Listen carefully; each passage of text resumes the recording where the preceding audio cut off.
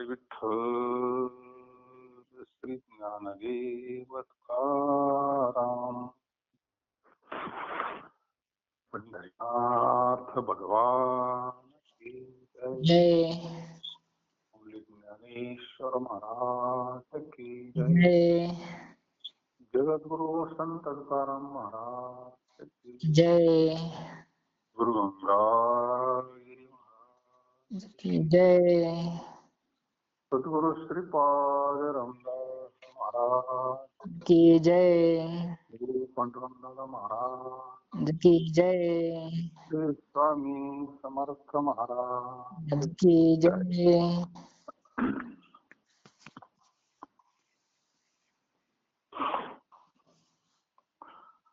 धनीनपुरी गुण गाता रूपदृष्टी निहाळिता बरवा बरवा पांडुरंग शांती सावळी सुरंग सर्व मंगळाची सार सुख सिद्धी भांडार तुका मने सुख अंत पार नाही लेखा.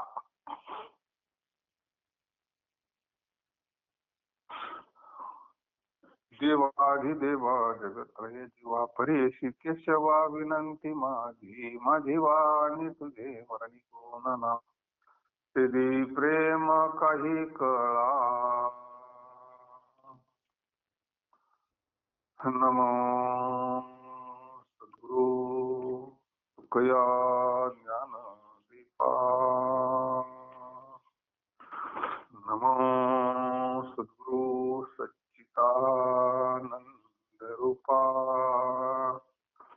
नमो सद्गुरु भक्त कल्याण मूर्ती.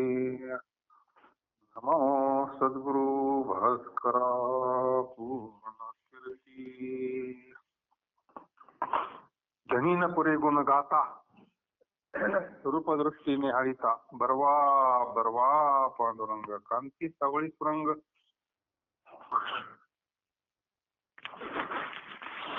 अहो देवा तुमचे गुण गाण्याने व रूप पाहण्याने माझी तृप्ती होत नाही. हा पांडुरंग उत्तम उत्तम आहे, याचे स्वरूप श्याम सुंदर आहे. भगवंताचं स्वरूप वेद नीती नीती म्हणतात. देवाच्या स्वरूपाचं वर्णन कोण करू शकतंय?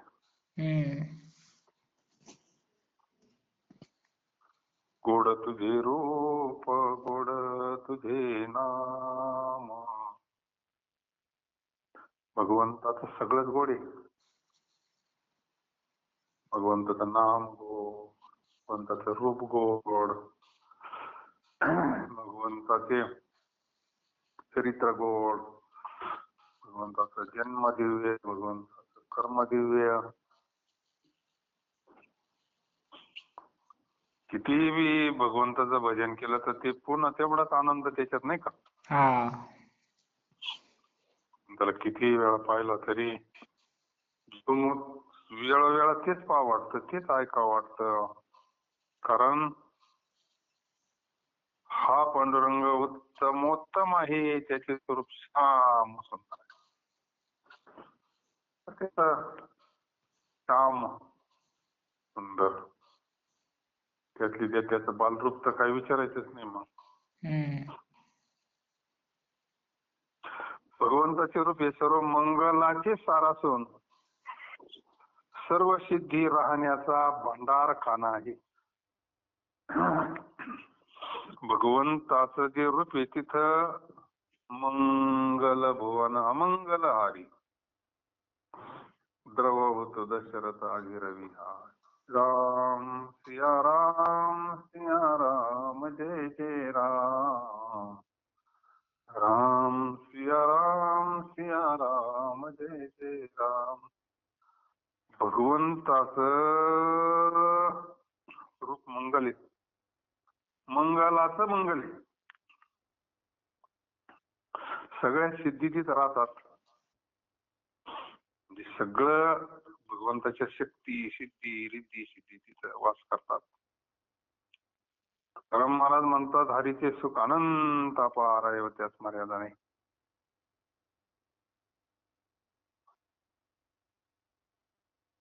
गोकोळी मायेच्या सुखांत पार नाही लेखांत पार नाही लेखा.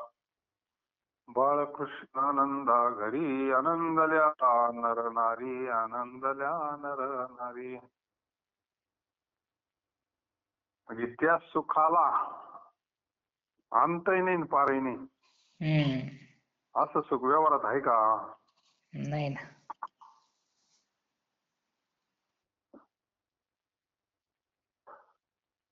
काही एखादा आवडीचा पदार्थ खाला तर सुख होतंय,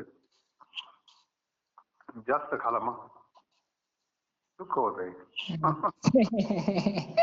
बरं तर किती दिवस खाईन एक पदार्थ लय आवडतो म्हणून तो काय 4-8 दिवस खाईन नाही का?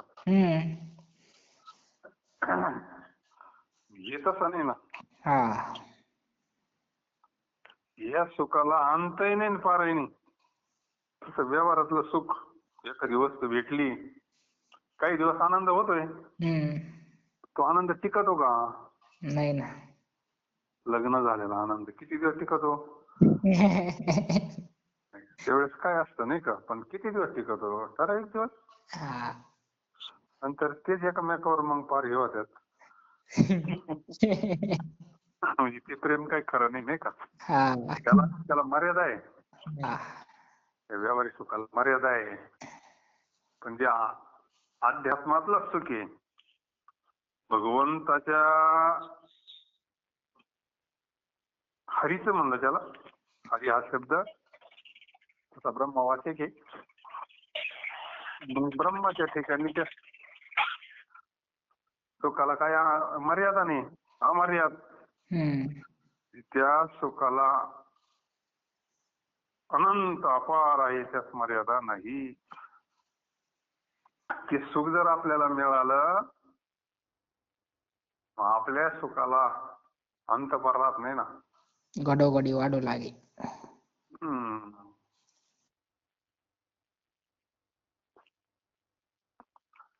सुख हे देवाचं स्वरूपच आहे ना, आपलं स्वरूपच आहे ते.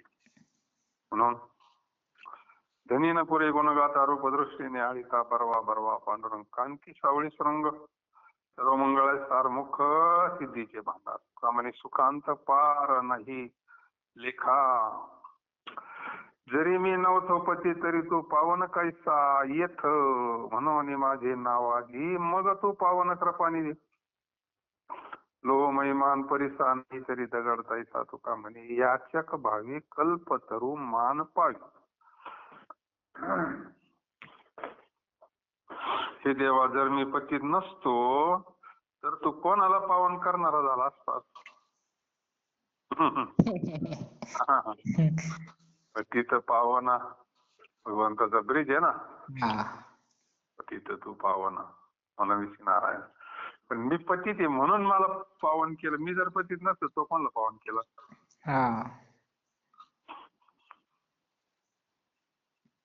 पावन म्हणजे शुद्ध पवित्र. म्हणून माझे पतिताचे नाव आगी आहे.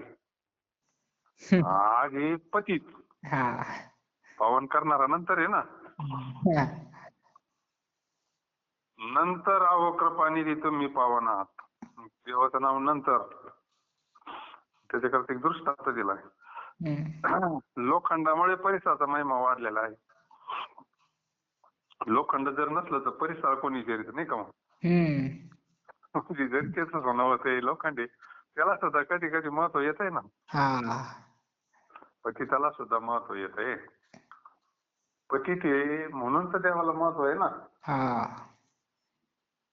तसं लोखंडे म्हणून परिसराला महत्व आहे. लोखंडानाच परिसराचा महिमा वाढवला थोडक्यात.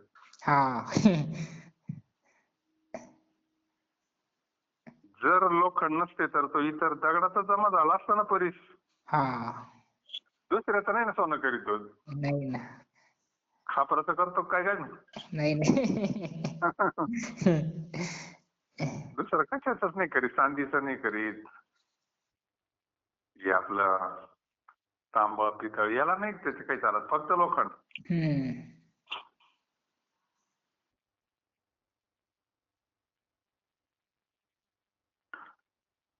तुकाराम महाराज म्हणतात, याचना करणाऱ्यामुळे कल्पतरूला हा कल्पलेले देतो, असा मोठा मान मिळाला आहे.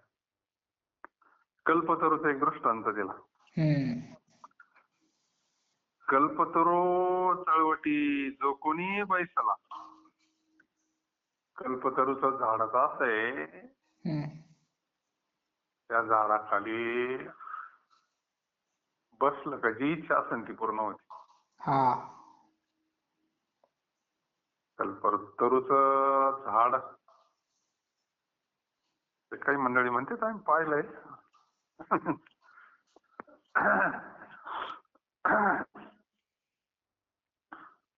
ते त्याला आहे भाऊ ते म्हणते कल्पतरू सांग. त्यांनी पाहिलं ते भाग्यवान, आता आपल्याला तर काही पाहायला नाही भेटलं. त्याच्या खाली बसून प्रयोग केला का नाही काय पाहून यावं लागत. आलेत ना काही पाहून, ते म्हणत होते त्याने प्रयोग केला का नाही काय माहिती भगवान जाणे. मग तर काही करायचं कामच नाही राहिलं ना.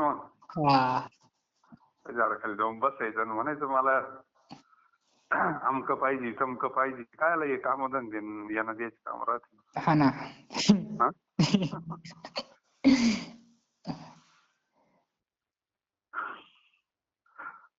पण कल्पतरूला महत्व कोणामुळे, याचना करणारामुळे आहे ना.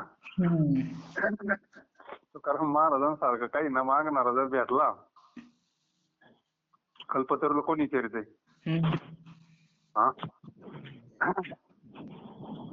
काही न मागे कोणाशी तोच आवडी देवा सुख बरायचं, फार कोणाकडेच काही देवाकडे काही मागत नाही. आता ते स्वतःच कल्पतरू येतो, त्यांना काय करायचे कल्पतरू.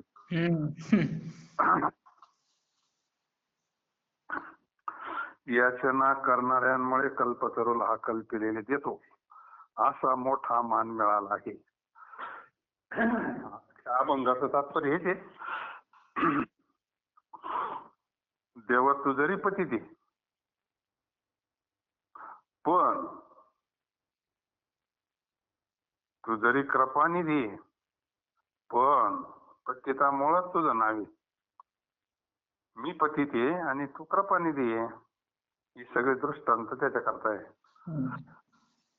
पतित म्हणून कृपानिधीला महत्व.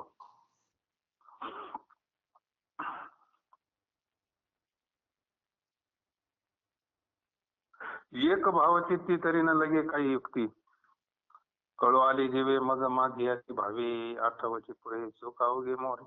तुका म्हणे मन पूजा इतकी नारायण.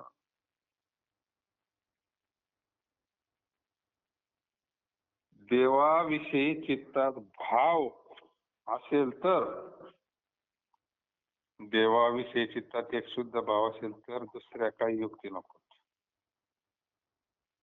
भाव असला तर मग काहीच नाही लागत, आणि भाव नसला तर मग हे सगळंच लागत.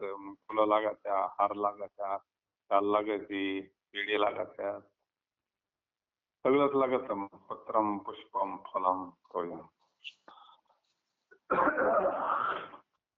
आणि ज्याच्याकडे शुद्ध भाव आहे त्याला काहीच लागत नाही. शुद्ध भाव देखून या गाव सोनिया.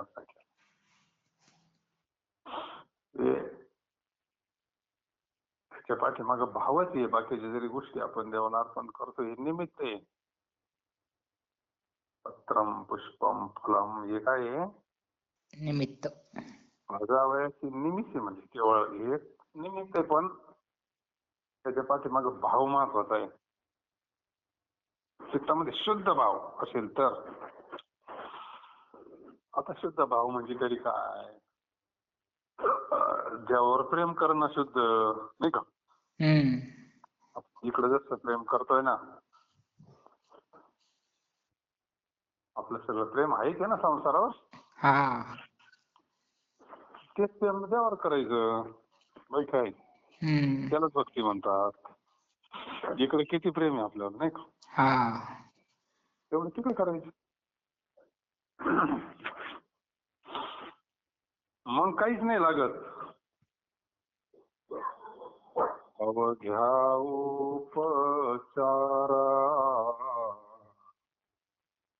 अवघ्या उपचारा एक मनाची दातारा एक मनाची दातारा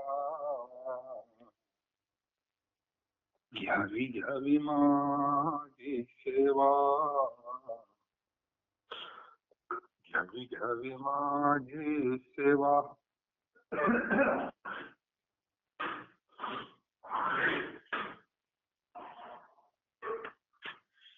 हे सगळे उपचाराला आपलं जर मन प्रसन्न असेल, मनामध्ये शुद्ध प्रेम असेल तर मग नाही बाकी कशाची गरज. आणि जर नसेल तर मग सगळंच लागत नाही का. हा म्हणून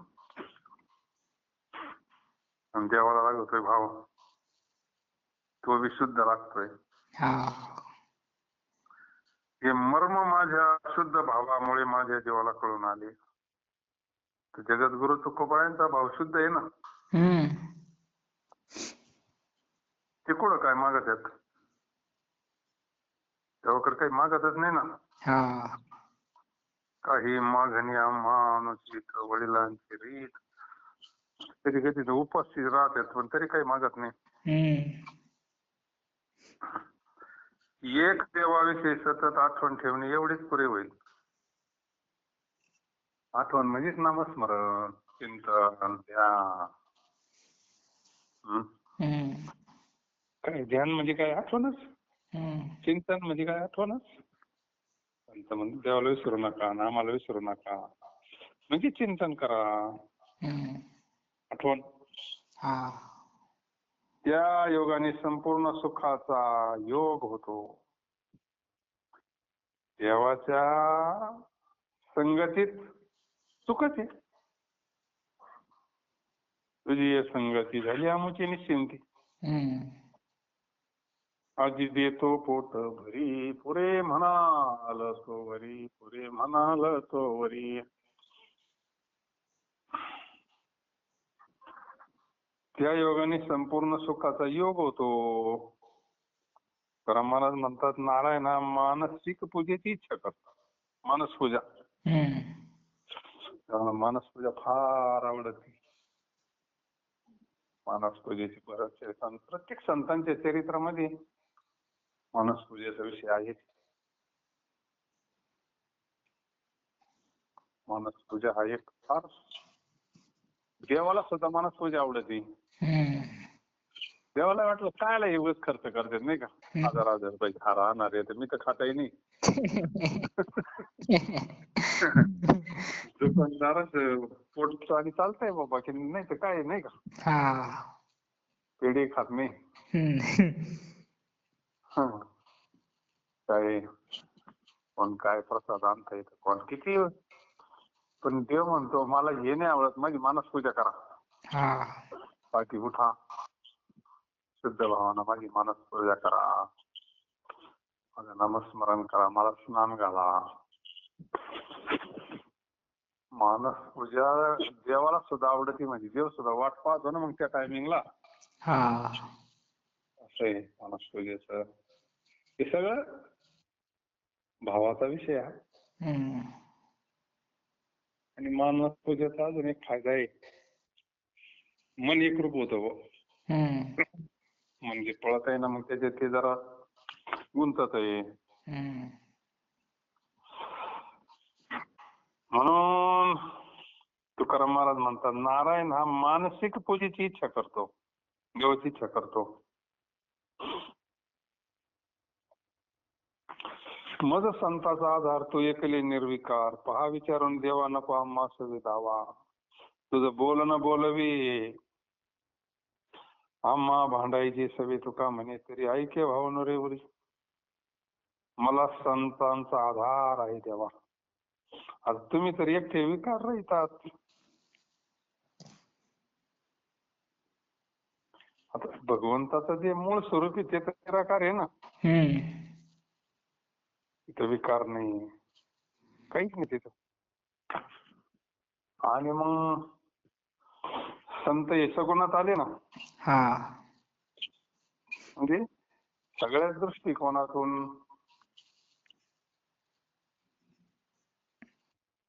श्री गुरु सारिका असता पाठी राखा. संतांच्या संगतीनं ज्ञान प्राप्त होतं. संतांच्या संगतीमध्ये सगळंच प्राप्त होत असतं नाही का.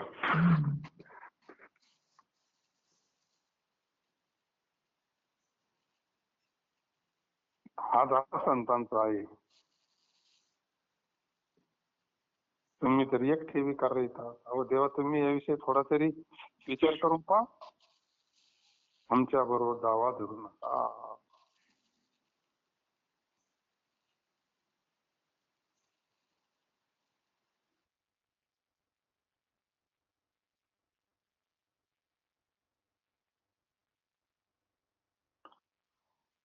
ते जगद्गुरु तुकोबाराज संवाद करते तेव्हाशी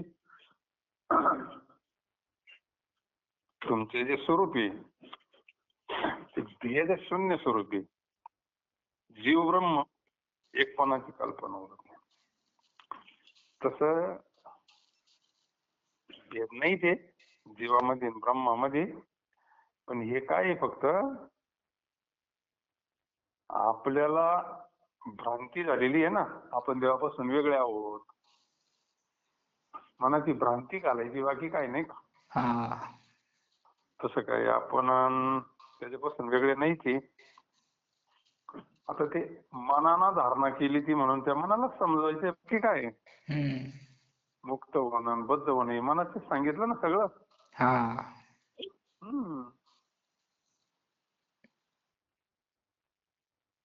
मन करा रे प्रसन्न सर्व सिद्धीचे कारण.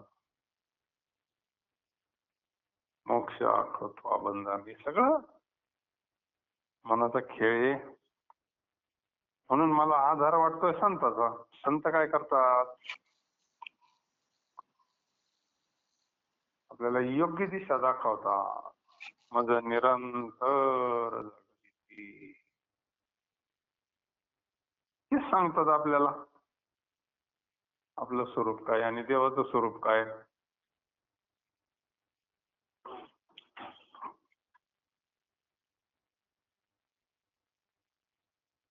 अहो देवा, तुम्ही याविषयी थोडा तरी विचार करून पहा. आमच्या बरोबर दावा धरू नका. तुम्हाला एकही शब्द बोलत नाही. आम्हाला ते भांडायची सवय. तुकाराम महाराज म्हणतात, तुमच्या भेद शून्य स्वरूपात जीव ब्रह्म एकपणाची कल्पना उरत नाही.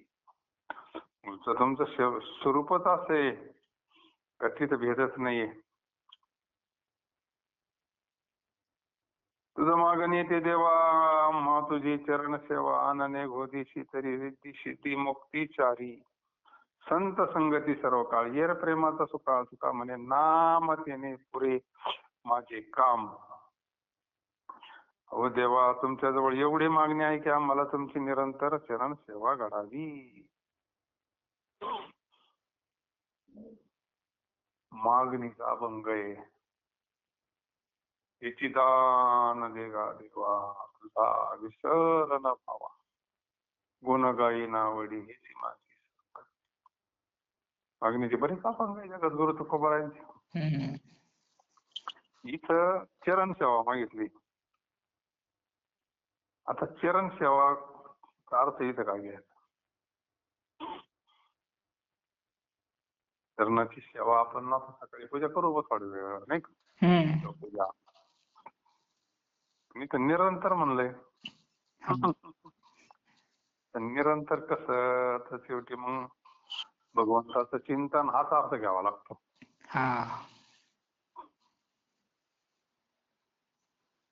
भगवंताचं अखंड चिंतनच फक्त अखंड चालू शकतं. बाकी दुसरं कोणताच विधी अखंड नाही चालत. का चालतोय? नाही ना. अखंड चालणारा ना. आता ते पूजेचे अभंग आहेतच ना आपल्याला पुरावा म्हणून.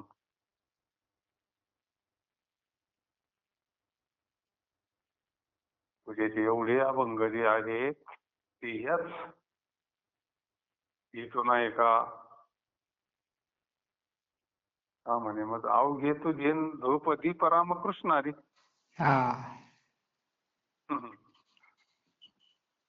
कसयाने पूजा करू केशी राजा अशी संधी माझा पिढी आता उदकी न्हाणू तरी स्वरूप ते तुझे तेथे काय माझे वेचे देवा गंधाचा सुगंध पुष्पाचा परिमळ तेथे मी दुर्बळ काय करू फळदाता तुझी तांबूलाक्षता तेथे आता काय बोल वाहू दक्षिणा तरी धातो नारायण ब्रह्म तेथे अन्नाद गाता ओंकार टाळी नादे स्वर्णाचा वयाधार का म्हणे मज अवघे तुझे नाम धूप दीप राम कृष्ण अखंड भगवंताचं नामस्मरण हीच पूजा आहे. हम्म. आता काही लोक तपस्वी लोक पूजेमध्ये एकांत भगवंताचं चिंतन करतात. हम्म. आता तिथं काही मंदिर आहे का पूजा आहे का मूर्ती काहीच नाही ना. हा. ते सारखे ध्यानातच आहे ना. हम्म. तीच पूजा आहे त्यांची निरंतर नाही का. हा. निरंतर सेवा आहे त्यांच्यावाली. थोडी सूक्ष्म सेवा आहे. हम्म. कोणी आता कावड यात्रा वारी करतय ही सुद्धा सेवाच आहे ना. हा. पण निरंतर शब्द आला म्हणून आपल्याला थोडं निरंतर शब्द आलाय ना. हा. आणि सगळ्यात सोपी सेवा जर म्हणलं मग संतांनी जी केली ती. श्रुती टाळ घोष लावणी मृदुंग. हा. बरेच दिवस दर्शन झालं हो.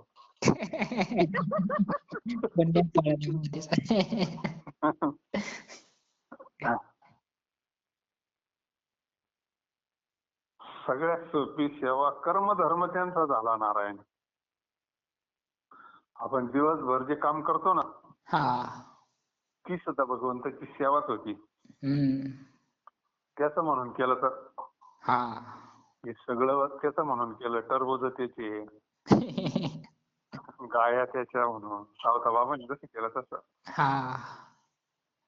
पण ही सुद्धा सेवाच आहे ना. मग अरे झोपलं तरी समाधी म्हणले बाकीचं काही नाही का. तिथे शब्दच असे आले की सदा सर्व काळ निरंतर चरण सेवा घडावी. आम्हाला तुमची निरंतर चरण सेवा घडावी. याहून चारी मुक्ती अथवा रिद्धी सिद्धी दिले तरी आम्ही घेणार नाही. आता या बाकीच्या गोष्टी देवापासून वेगळ्या आहे ना. मुक्ती सिद्धी रिद्धी सिद्धी. मग एखाद्याला जर विचारलं तुला देव पाहिजे का ह्या बाकीच्या गोष्टी पाहिजे, ज्याला बाकीचं पाहिजे तो हे मागा ना. मग रिद्धी सिद्धी मागन मुक्ती मागन. तुकाराम महाराज म्हणते मला ते नाही लागत, मला देव लागतो. माऊली म्हणते तो मज व्हावा, तो मज व्हावा, वेळोवेळा व्हावा. नवी संबे सर्वता म्हणले. बाकी त्याला घेऊन काय करायचं असं आहे ना. अर्जुनानं देवच मागितला ना. हे संत कसे बाकीच्या गोष्टी एका पारड्यात देवेन एका पारड्यामध्ये सगळे का ना माणूस देवच मागन ना. देवाला का सगळंच आलं ना. बाकीचं तिने विना देवा सुख नाही म्हणले. मग काय घेईन का ना माणूस. म्हणून सदा सर्व काळ संत संगतीचे प्रेम सुख द्यावे. आता सदा सर्व काळ संत संगतीचं प्रेम सुख कसं शक्य नाही का.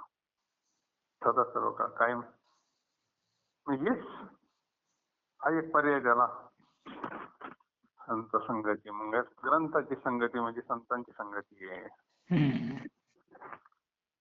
कीर्तन प्रवचनाच्या माध्यमातून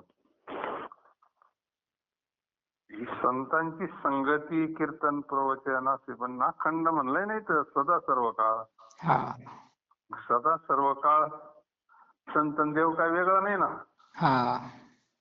परत नामस्मरणापाशी येते. शेवटी संत, नाम आणि देव आणि आपण काही वेगळे नाही. हम्म. हा. प्रेम सुख मागितलंय, प्रेम सुख, प्रेम सुखरी, प्रेम सुखरी, प्रेमा विन नाही समासा. संत संगतीचे काय सांगू सुख. त्या सुखाचं काही वर्णन करता येतं का? तर महाराज म्हणतात, तुमच्या भावानेच, भक्तीनेच, नामाच्या आवडीने माझ्या कामना पूर्ण होतात. तिने सगळं उत्तर देऊन टाकलं शेवटच्या चरणामध्ये. सगळ्या कामना कशाने पूर्ण होत्यात? नामाच्या आवडीने म्हणजे भक्तीने. फक्त भावानं आणि प्रेमानं या दोन गोष्टीच पक्के आवडीने भावे हरिनाम म्हणजे नामस्मरण तर सगळेच घेतात. नामस्मरण घेता घेता भाव तयार झाला पाहिजे अंतःकरणामध्ये. कधीतरी डोळ्याला पाणी आलं पाहिजे, कधीतरी अंतःकरण भरून आलं पाहिजे. प्रेम म्हणजे काय, ते बाजारात भेटणारी वस्तू थोडीच आहे का? आतून प्रगट झालं पाहिजे ते.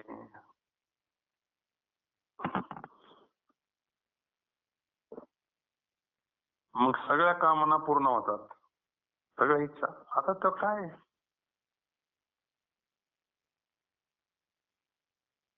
पूर्ण काम आहे ना तो. काय कमी आहे हो? काय कमी त्याच्याकडं? पूर्ण काम येतो, पूर्ण काम. तिथं काहीही मागा, काही मागा, तिथं काय उदार येतो. तुझं मागणी येते तेव्हा अम्मा तुझी चरण सेवा, अनेक होती तरी बाकीच आम्ही काही घेणार नाही, फक्त तुझी चरण सेवा.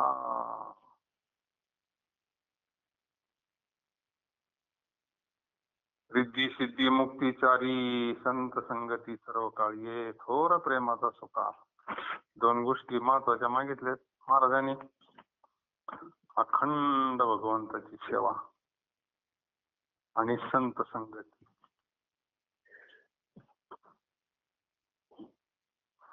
संत संगती तर फारच महत्वाची सगळ्यात. तुझा शरणागत जन्मोजन्मी सांकित आणि काही नेने हेवा, तुझं वाचो नित्य सेवा. याची माझी गाणी तुझे नाम संकीर्तन, तुझ्या नामाची भूषणे तुका म्हणे द्यालो लेणे. अहो देवा मी तुम्हाला शरण आलेला असून जन्मोजन्मी तुमच्या अधीन असणारा सेवक आहे. आता प्रत्येक जन्मात सेवा केलेली आहे ना. आता आपण बी मग काहीतरी जन्मात सेवा घडलीच असताना. तसं कसं आहे? जोग महाराज म्हणायचे, मागच्या जन्मात मी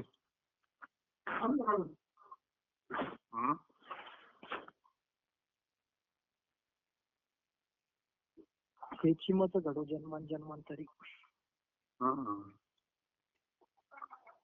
जोग महाराज म्हणायचे, मी मागच्या जन्मात माऊलीची पालखी ओढायला होतो म्हणजे. रिफा त्यांना मागचं स्मरण होतं ना, संत बहिणाबाई सारखं. त्याच्यामुळे या जन्मात मला सेवा करण्याचा योग आला परत. मग तसं मग आपण काहीतरी सेवा मुडकी तुडकी केलीच असताना माग देवाची. तशी कशी आपली गाठीची गाठ पडेल. तुकाराम महाराजांच्या सानिध्यात आपण. आता गाथा म्हणजे जगद्गुरु तुकोबारायांची आपली रोज भेट होती, रोज त्यांच्या संगतीचा आपल्याला लाभ आहे मोठा. बाकीच्या ठिकाणी इतकं प्युअर तर काय आपल्याला भेटूच शकत नाही ना.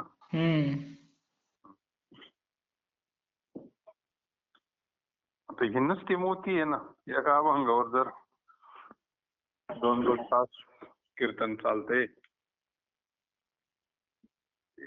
फार काढलेले सगळं ते जे जन्मोजन्मी तुमच्या अधीन असणारा सेवक आहे. आपल्याकडून सुद्धा जन्मोजन्मी आम्ही बहु पुण्य केले तेव्हा या विठ्ठल कृपा केली. तर जगद्गुरु तुकोबरायांचं चरित्र तर आपल्याला माहितीच आहे. प्रल्हादाचा अवतार, पुन्हा अंगद, उद्धव, नामदेवराय, जगद्गुरु तुका अवतार नाम याचा. हे महाराज म्हणले मी की शरण आलोय तुम्हाला, पण जन्मी तुमच्या अधीन असणारा सेवक आहे ना, म्हणून व्यासाने नाही का नारद ऋषीला विचारलं होतं. त्याने मग आपला पूर्वजन्माचा वृत्तांत सांगितला ना भागवतामध्ये. पुत्र होतो, सत्संगतीमुळे माझं कसं कल्याण झालं, कसं भजन झालं, कसं भगवंताचा साक्षात्कार झाला. म्हणजे मागचं होतं म्हणूनच आता मी संत झालोय म्हणले ना नारद. एवढं मानस पुत्र आहे ते ब्रह्मदेवाचे. अखंड भजन चालू आहे ना आता. अखंड चरण सेवा आहे ना, विना बंद नाही ना. काय नामस्मरणाची ताकद आहे, गमन कळा आहे त्यांच्याकडे. कुठं जाऊ शकता ते. त्यांना वाटलं ना का तिथं पाहिजे तिथे जाऊ शकतात, पण जास्त गोकुळात राहायचे द्वारकेत. का बरं?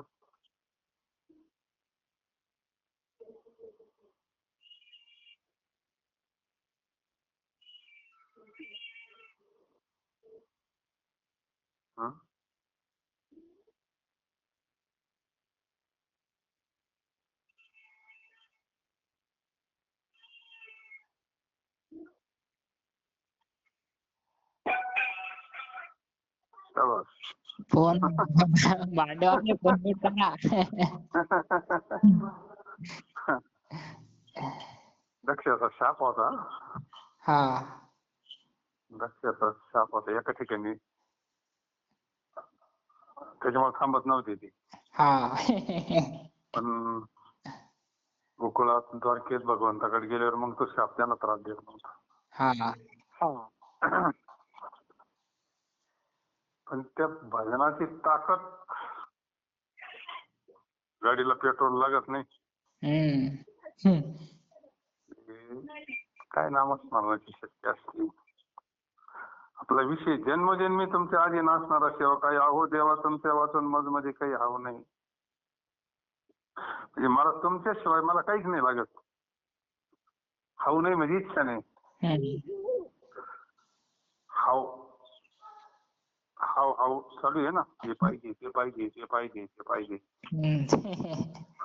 तशी मला काही हवं नाही म्हणले, मला फक्त तुम्हीच पाहिजे. तुमचे नाम संकीर्तन करणे हेच माझं गाणं आहे. वा, शेवटी भावे गावे शुद्ध करून या चित्त. मला का म्हणे कोटी कुळी ते पुनीत भावे गाता गीत विठोबाचे. नाम संकीर्तन हे प्राण आहे महाराजांचा. नाम संकीर्तन हे महाराजांचा म्हणण्यापेक्षा मग आपल्याला सगळ्यांना तेच सांगितलं ना करायला. करा रे बापानो साधन हरीचे, जनी करणीचे करू नका. जेने ना ये जन्म यमाची आसा नाहीशी साधना करा काही. साधनाचे सार मंत्र बीज आहे, आत्मतत्व धरितोची एक. कोटी कोटी यज्ञ नित्य ज्याचा नेम एक हरी नाम जपता घडे. म्हणून तुमचे नाम संकीर्तन करणे हेच माझं गाणं आहे, हेच माझं भजन आहे, हेच माझं जीवन आहे, नाही का. काय जे प्राप्त झालं असेल ते या नाम संकीर्तनात झालं म्हणजे. नाम संकीर्तन, नामाचं कीर्तन, सारख नामस्मरण ते कीर्तनच होत असतं, नाही का. तेच गाणं आहे. तुकाराम महाराज म्हणतात तुमच्या नामाची अलंकार भूषणे मी धारण केली. तेच अलंकार आहे. सर्व सुखल्यालो सर्व अलंकार आनंदी निर्भर डोलत. ही अलंकारच आहे ना. मग जो नामस्मरण करतो त्याच्याकडे पाहिल्यानंतर मग वेगळाच आनंद असतो ना. जो नामस्मरण करत नाही तो त्याच्याकडे किती असू द्या पण आनंद नाही ना. त्याच्या चेहऱ्यावर आनंद नाही, समाधान नाही, तृप्ती नाही.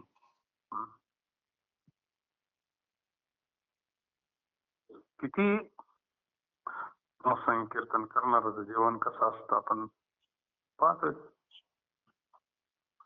नामस्मरण तेवढं झालं पाहिजे नाही का. तृप्त होस तर नामस्मरण केलं पाहिजे. तृप्त होस तर इतकं नामस्मरण केलं पाहिजे. साधनेसारखी अतिशय म्हणजे तृप्ती झाली याची. असं नामस्मरण. अहो देवा मी तुम्हाला शरण आलेला असून जन्मोजन्मी तुमच्या अधीन असणारा सेवक आहे. अहो देवा तुमच्या आवाज मध्ये काही हाव नाही. हे कधी घडतं. खुंटल्या धावा कधी घडत. हा तास करावा लागतो त्याला. पोटभर जेवलं काही अपेक्षा राहते का. नाही ना. त्याला काही आणा पुढं तर म्हणून आता मी सकाळी जेवण गड्या पण आता नको म्हणतो नाही. अहो काय थांबलेली नसती. सध्या जाग नाही राहत म्हणून. तो काय तृप्त झाला असं नाही. तेवढ्या पुरती तृप्ती आहे ना ती क्षणिक. पण नामस्मरण कायमची तृप्ती होती ना. काय आता खरी तृप्ती होती.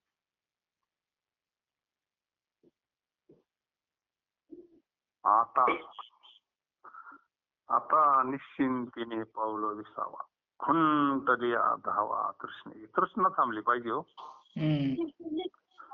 तृष्णा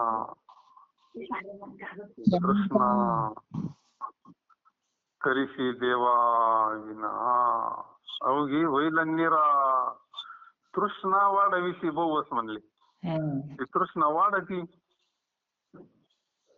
विषयामध्ये किती मागा कधी सुखाची ना पाऊस. ती तृष्णा कधी थांबवून ज्यावेळेस देव भेटन देवाशी एकरूप होऊ त्यावेळेस. देव आणि आपण ज्यावेळेस अवघा रंग एक झाला देवाचं आणि आपलं एकदम एक स्वरूप होईल. कारण पूर्ण या जगातामध्ये फक्त ब्रह्म आहे तेवढं देवी नाही का. ब्रह्म हे आनंद स्वरूप आहे. सच्चिदानंद स्वरूप आहे. म्हणून आता मला काही हवंच नाही पाहिजे म्हणजे आता देवच प्राप्त केलाय ते नाही का. देव केला ऋणी दिनी त्याला बाकीच्या गोष्टीचं काय फलकटाचा संसार येत सार भगवंत. बळीयाच्या अंकित आम्ही झालो बळीवंत लाथाडीला संसार.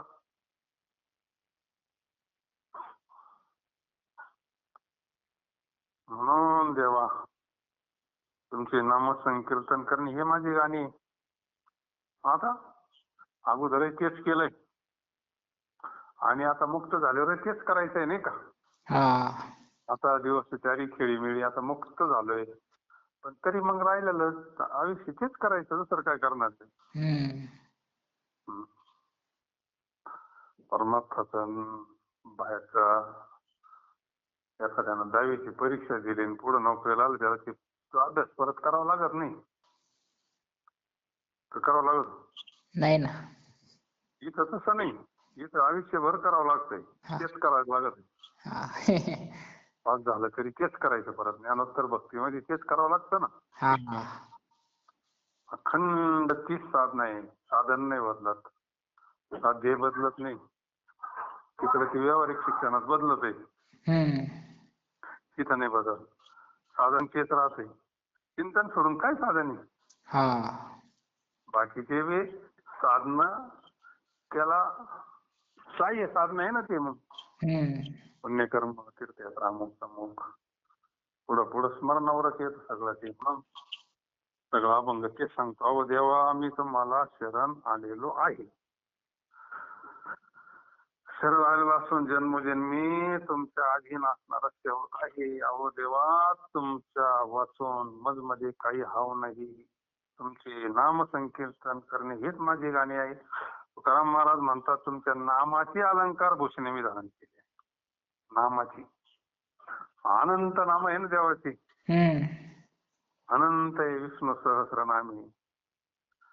मग काय नाम गाऊ नाम घ्याऊ नाम विठोबाला.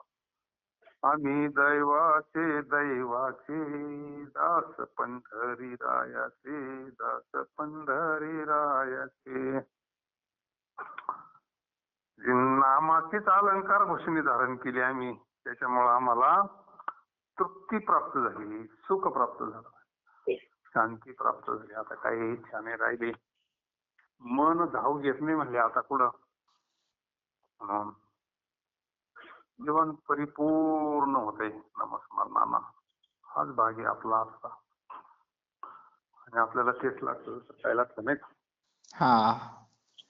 जीवन परिपूर्ण व्हावं. पुंडलिका वरदारी श्री ज्ञानदेव तुकाराम पंढरीनाथ भगवान की. जगद्गुरु